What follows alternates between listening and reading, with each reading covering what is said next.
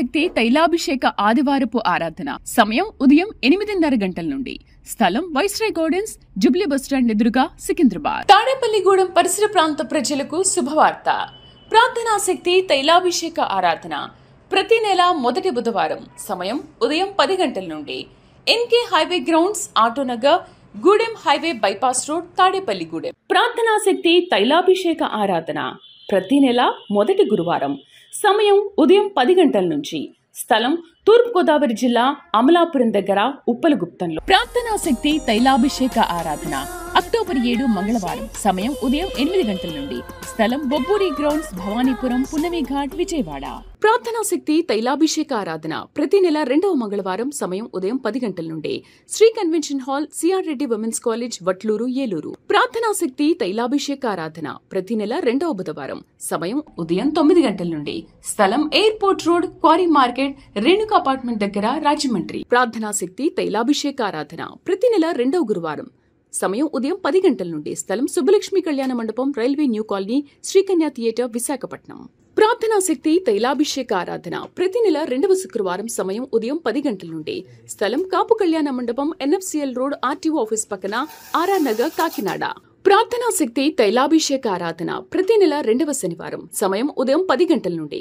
స్థలం కూరగాయల మార్కెట్ ఎదురుగా, government degree college road, Ravulapalem. Yesayya నామములో మీకు వందనాలు తెలియపరుస్తున్నాను. ఈ దినం కొరకు దేవుడు సిద్ధపరిచిన వాగ్దానాన్ని మనం స్వాధీనపరచుకుందాం.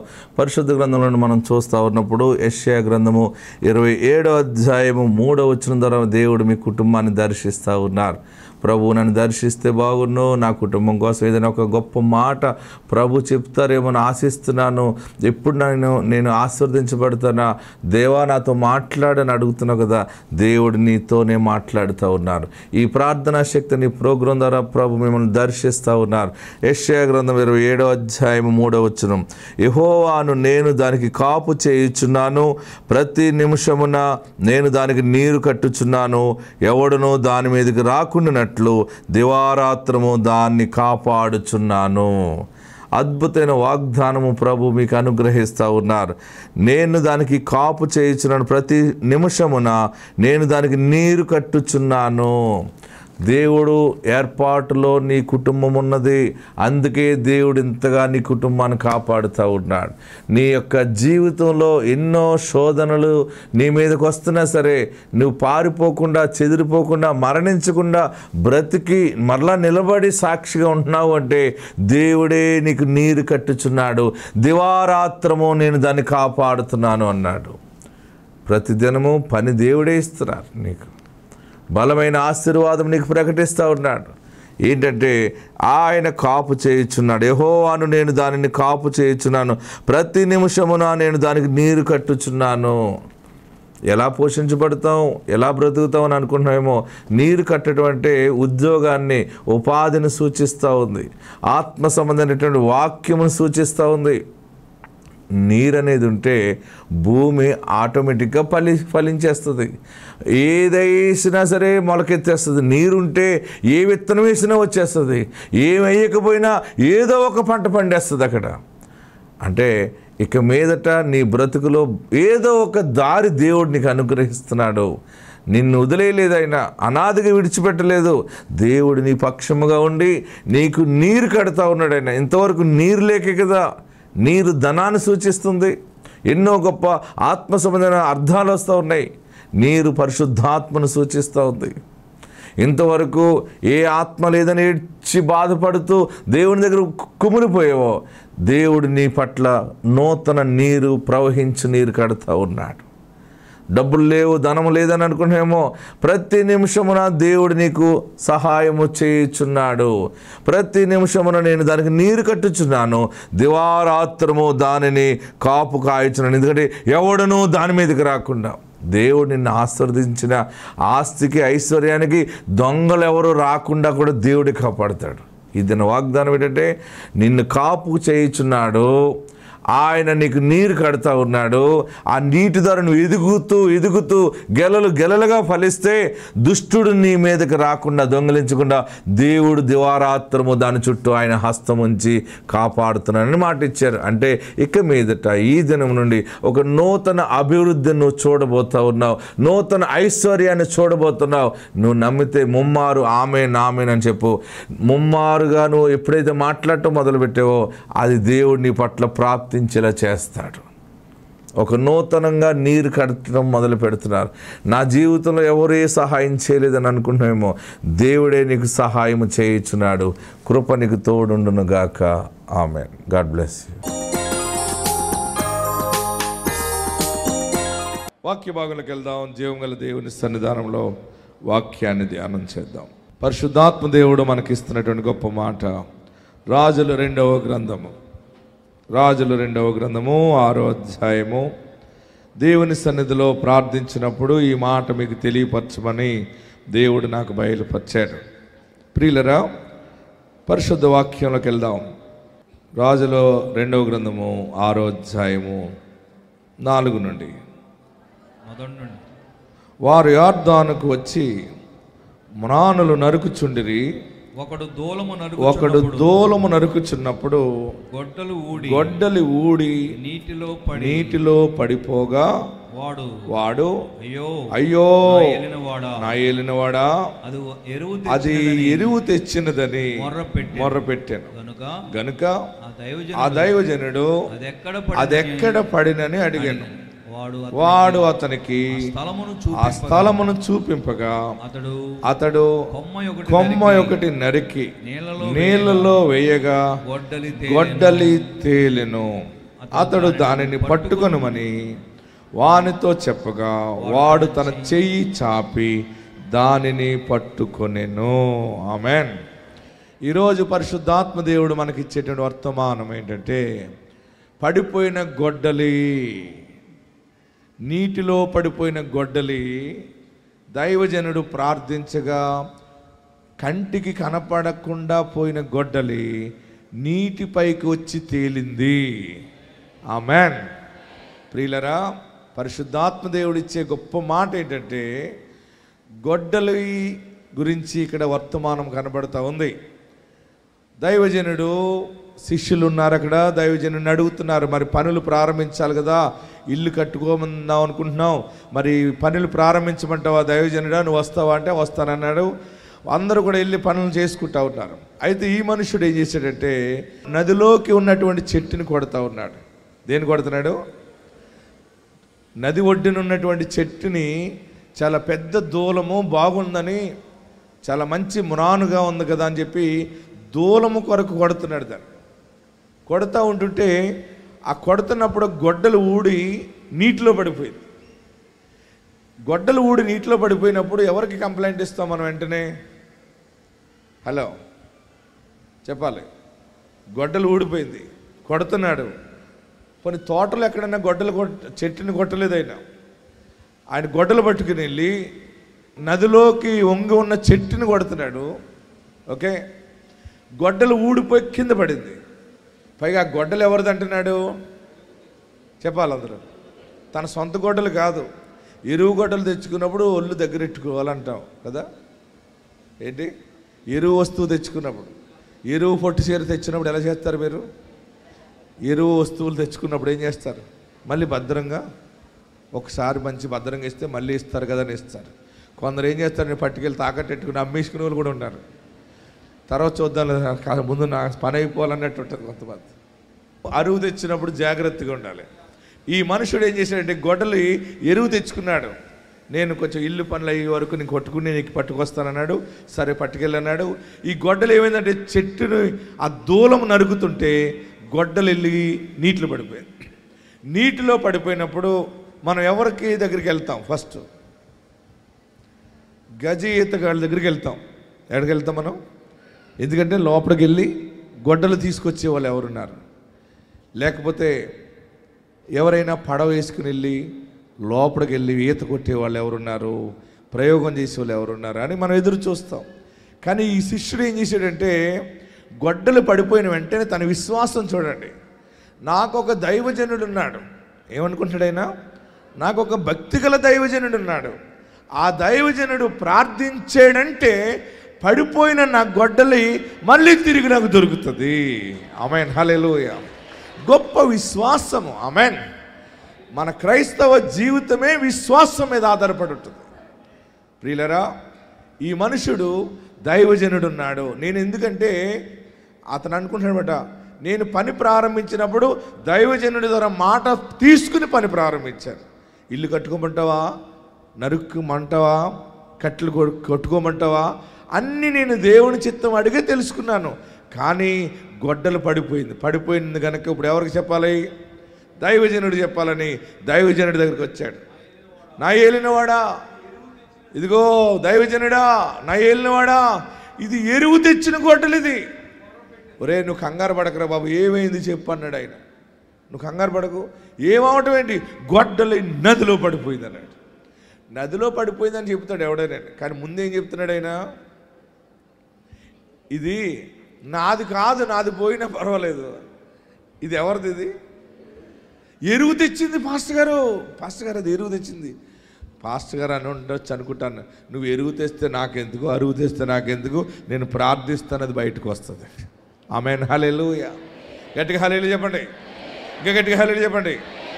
అప్పుడు ఆ దైవజనుడు అన్నాడు, కంగారు పడకు, టెన్షన్ పడకు, ఆ గొడ్డలు పడిపోయిన ప్రదేశం ఎక్కడో నాకు చూపించన్నాడు. అందరూ అండర్లైన్ చేసుకోండి, చూడండి, అందరూ అండర్లైన్ చేసుకోండి. అది ఎక్కడ పడినని అడిగినప్పుడు ఆ దైవజనుడు, ఎవరు అడుగుతున్నారు? అది చెప్పాలి. అది ఎక్కడ పడిపోయింది? పలానా చోట, చెట్టు పలానా ప్లేస్ అంటే. సరే నాడు నాకు చూపించాడు.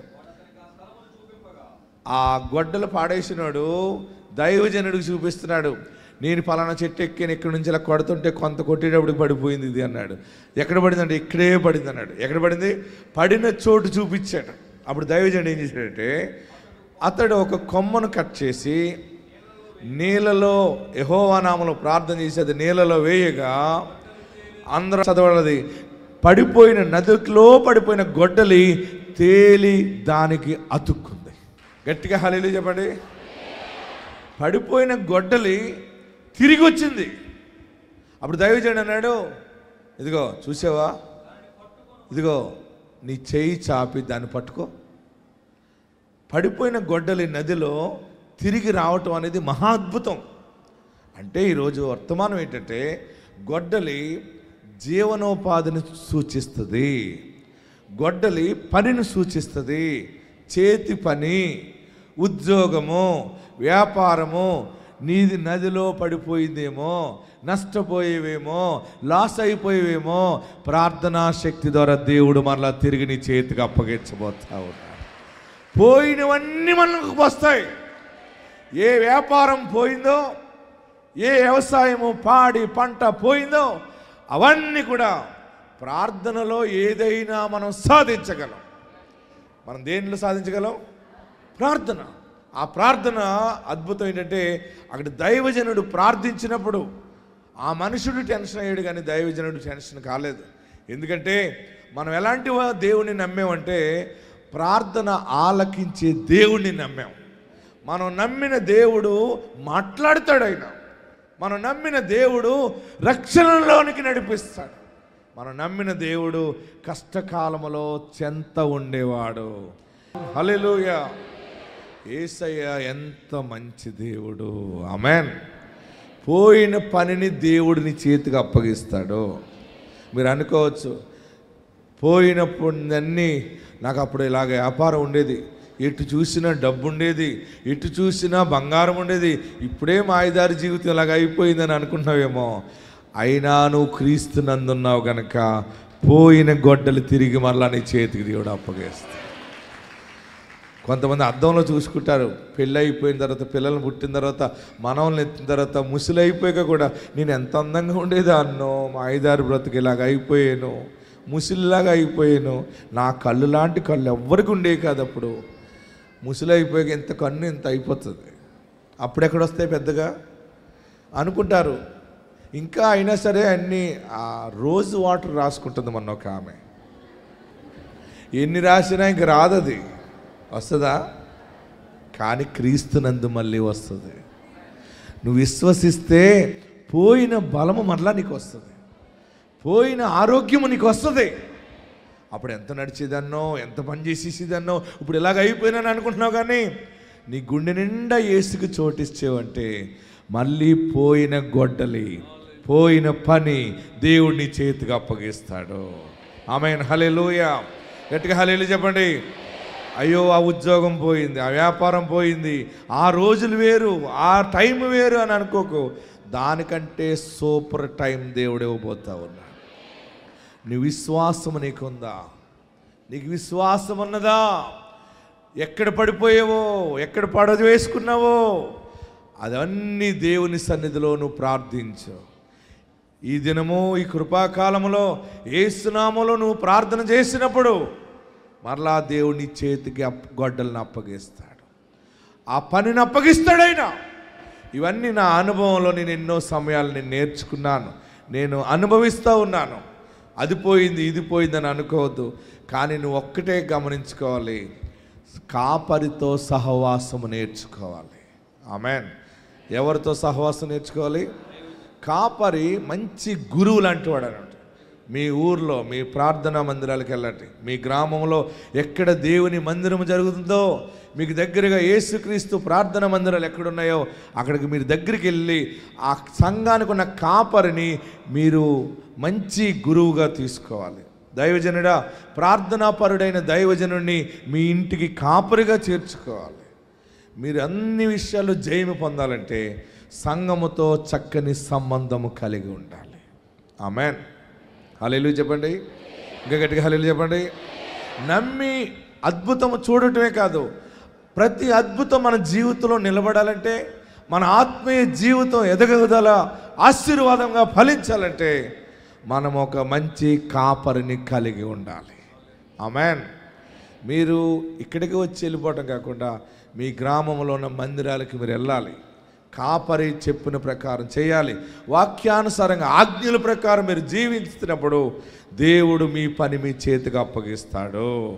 ఇక్కడ గొడ్డలు పడిపోయినప్పుడు ఎంత బాధ, ఎంత వేదన. ఎరువు తెచ్చిన గొడ్డలి. మరొక పాయింట్ ఏంటంటే అది ఎరువు తెచ్చినది. చాలామంది అక్కడెక్కడ అప్పులు చేసి వ్యాపారం చేస్తారు. ఏదో ఒకటి చేసి పైకి రావాలని అప్పులు చేసి వ్యాపారం చేసి ఉండవచ్చు. నువ్వు వ్యాపారం చేసి లాస్ అయిపోయావేమో, దేవుడు మరలా నీ వ్యాపారం ఎక్కడ లాస్ అయిపోయావు. దైవజనుడు ఏమనంటే ఎక్కడ పోయిందని అడిగాడు. ఎక్కడ పడవేసుకున్నావు అంటే ఎప్పుడు పోయింది, ఎలా పోయింది అన్ని దైవజనుడు అడుగుతున్నాడు. దైవజనుడికి అన్నీ చెప్తున్నాడు. ఇదిగో ఇక్కడ పడవేశాను, ఇక్కడ పడిపోయింది, ఇది ఎరువు తెచ్చినది. అయితే నీ సమస్యలన్నిటికీ ఒకటే పరిష్కారం ఏంటంటే యెహోవా నామములో గొడ్డలి తేలును గాక అన్నాడు. గొడ్డలి పైకి తేలింది. ఆమేన్. మరి గొడ్డలి తేలిటానికి కారణం ఆయన ఒక కొమ్మ వేశాడు. ఏం వేశాడు? కొమ్మ. ఏంటి కొమ్మ అంటే దీపవృక్షములో ఉన్న కొమ్మ లాంటిది అనమాట. ఆమేన్. దీపవృక్షం యెహోవా దేవుడిగా కనబడుతున్నాడు. దాని కొమ్మ యేసుక్రీస్తుగా కనబడుతూ ఉంది. పడిపోయిన చోట తిరిగి నిలబడాలంటే యేసు నామము చాలా అవసరమై ఉన్నది. యేసు నామం ఎక్కడుంటుందో, యేసు నామం ఎక్కడ ప్రకటించబడుతుందో అక్కడ పడిపోయినవి పోయినవి అన్నీ భాగ్యము తిరిగి వస్తుంది. హల్లెలూయా. నిర్గమకాండంలో చూద్దాం ఒక మాట. నిర్గమకాండము 37వ అధ్యాయము 17-18 వచనాలు చూస్తే కొమ్మ ఎలాంటిదో అక్కడ కనబడుతూ ఉంది. దేవుడైన యెహోవా దేవుడు మోషేకి బయలుపరిచినప్పుడు ఈ విషయాన్ని తెలియపరుస్తూ ఉన్నాడు. ఇది ఇక్కడ దీపవృక్షం ఒకటి కనబడుతూ ఉంది. ఎస్, నిర్గమకాండము 37వ అధ్యాయము 17-18 వచ్చిన మేలిమి బంగారుతో మేలిమి బంగారుతో దీపవృక్షమును చేసెను. దీపవృక్షము చేసెను. ఆ దీపవృక్షమును దాని ప్రాకాండమును దాని కొమ్మను నక్షి పనిగా చేసెను. దాని కలశములు మొగ్గలు పువ్వులు ఏకాండమైనవి దీపవృక్షము యొక్క ఇరుప్రక్కల నుండి 3 కొమ్మలు అట్లు దాని ప్రక్కల నుండి 6 కొమ్మలు బయలుదేరినవి. ఆమేన్ హల్లెలూయా.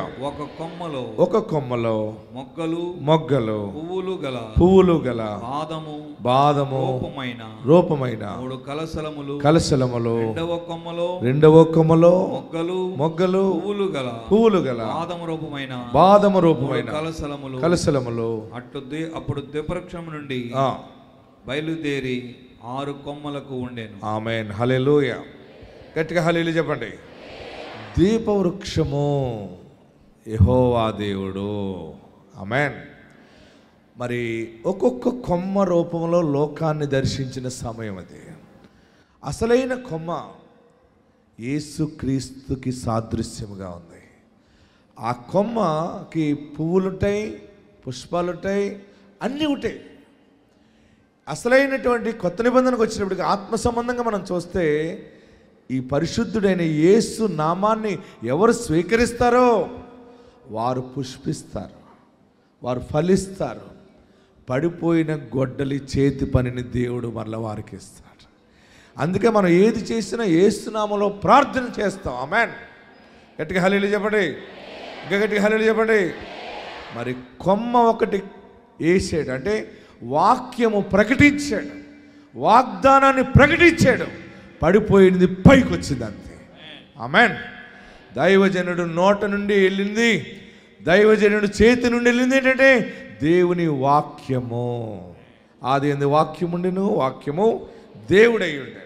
నా ప్రియ సహోదరులరా, మీరు ఎక్కడ పడిపోయారో, ఎక్కడ పాడైపోయారో, ఎక్కడ తల దించుకునేలాగా అయిపోయిందో అక్కడ మరలా ఆత్మ సంబంధమైన కార్యము దేవుడు చేయబోతున్నాడు. తిరిగి గొడ్డలి రాబోతా ఉంది. ఇంతకుముందు నీ చేతిలో ఉండిపోయిన కొమ్మ వేరు, ఇప్పుడు దైవజనుడు వేసిన కొమ్మకు వచ్చిన గొడ్డలి వేరు.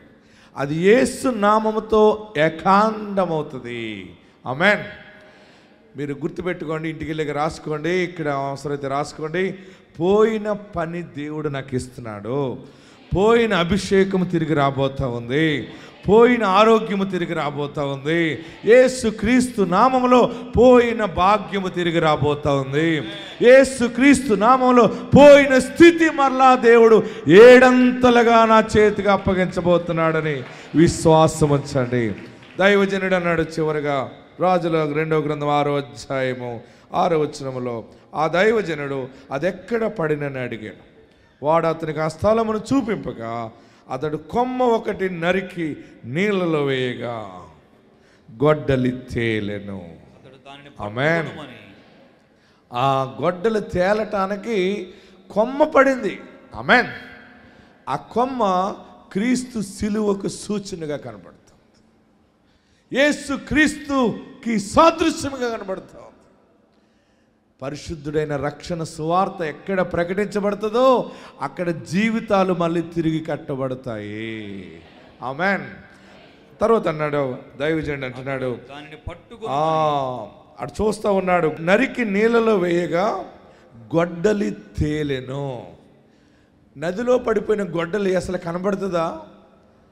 చూడండి, ఏది నీ జీవితంలో కనుమరుగైపోయిందో, వేచి ఆశతో ఉండి ఉండి నీవు కూడా ఆశలు వదిలేసుకున్నావేమో, కానీ నీవు ప్రార్థించినప్పుడు విన్న దేవుడు దాన్ని విడిచిపెట్టలేదు. మరలా తిరిగి నీ పని నీకు అప్పగిస్తాడు. మీ పొలం కాగితాలు మీకు వస్తాయి, నీ ఇల్లు కాగితం నీకు వస్తుంది, తాకట్టులో ఉన్న అన్నీ మళ్ళీ వస్తాయి.